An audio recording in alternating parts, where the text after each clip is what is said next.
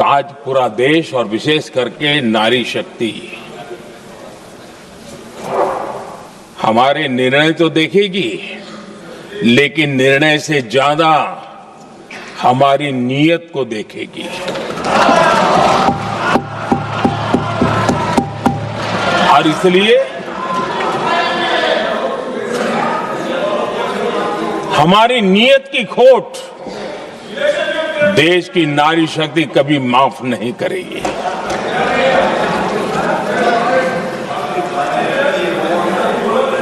आदरणीय अध्यक्ष जी, 2023 में इस नए सदन में हमने सर्वसम्मति से एक प्रकार से इस अधिनियम को स्वीकार किया था। पूरे देश में खुशी का वातावरण बना, उस पर कोई राजनीतिक रंग नहीं लगे और इसलिए वो कभी राजनीतिक इश्यू भी नहीं बना। तो एक अच्छी स्थिति है। अब सवाल ये है कि हमें कितने समय तक इसको रोकना है। अब यहां जो लोग जनसंख्या वगैरह के विषय उठाते हैं, क्या आपको मालूम नहीं है? मैं चाहूंगा कि अमित भाई अपने भाषण में इन सारी चीजों का उल्लेख करेंगे, जब कि हमने जनगणना के संबंध में कब कब क्या क्या किया था, बाद में कोविड आया, उसके कारण क्या मुसीबत आई, कैसे रुकावटें आई, ये सारी बातें हम सबके सामने हैं, इसमें कोई विषय नहीं है। लेकिन पिछले दिनों जब हम 23 में चर्चा कर रहे थे, तब भी व्यापक रूप से बात ये थी कि इसको जल्दी करो। हर कोई कह रहा था जल्दी करो। अब 24 में संभव नहीं था क्योंकि इतने कम समय में करना मुश्किल था। अब 29 में हमारे पास अवसर है। अगर हम 29 में भी नहीं करते तो ये स्थिति क्या बनेगी हम कल्पना कर सकते हैं। फिर हम देश की माताओं बहनों को ये विश्वास नहीं बना पाएंगे कि हम सचमुच में प्रयास सच्चे अर्थे कर सकते थे। और इसलिए समय की मांग है कि अब हम ज्यादा विलंब न करें।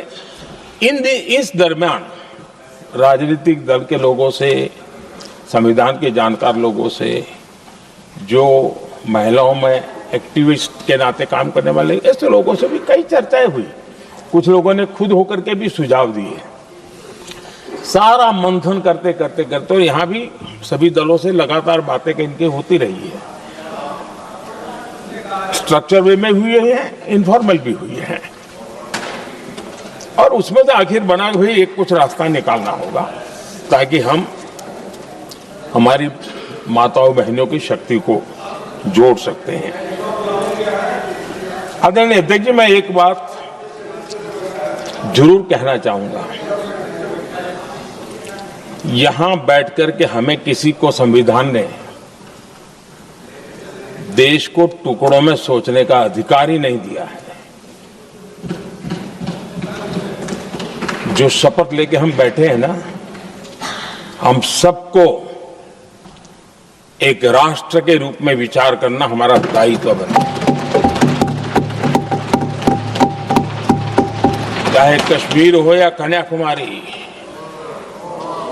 हम टुकड़ों में न सोच सकते हैं, न टुकड़ों में हम निर्णय कर सकते हैं। और इसलिए निराधार रूप में, जिसमें कोई सच्चाई नहीं, रत्ती भर सच्चाई नहीं है, सिर्फ राजनीतिक लाभ लेने के लिए जो बवंडर खड़ा किया जा रहा है, मैं आज बड़ी जिम्मेवारी के साथ इस सदन में, इस पवित्र जगह से कहना चाहता हूं, चाहे दक्षिण हो, उत्तर हो, पूर्व हो, पश्चिम हो, छोटे राज्य हो, बड़े राज्य हो, मैं आज एक जिम्मेवारी से कहना चाहता हूं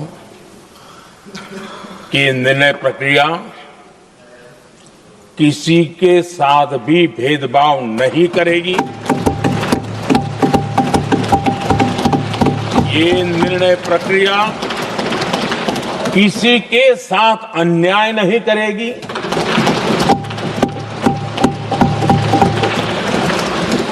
भूतकाल में जो सरकारें रही और जिनके कालखंड में जो परिसीमन हुआ और जो अनुपात उस समय से चला आ रहा है, उस अनुपात में भी कोई बदलाव नहीं होगा और वृद्धि भी उसी अनुपात में होगी।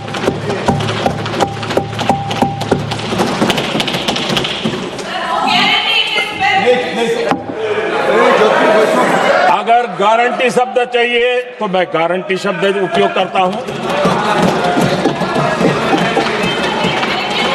वादा की बात करते हो तो मैं वादा शब्द उपयोग करता हूं।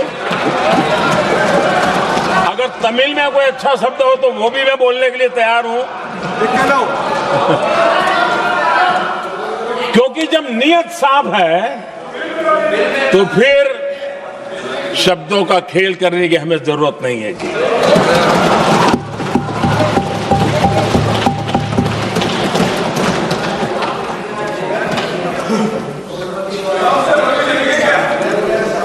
आदरणीय अध्यक्ष जी,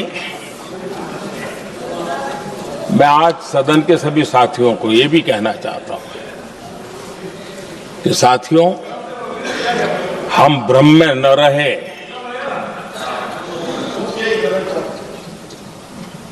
हम उस अहंकार में न रहे। और मैं हम शब्द प्रयोग कर रहा हूं। मैं और तुम की बात नहीं कर रहा हूं। मैं हम इस भ्रम में न रहे कि हम देश की नारी शक्ति को हम कुछ दे रहे हैं। जी नहीं, उसका हक है। और हमने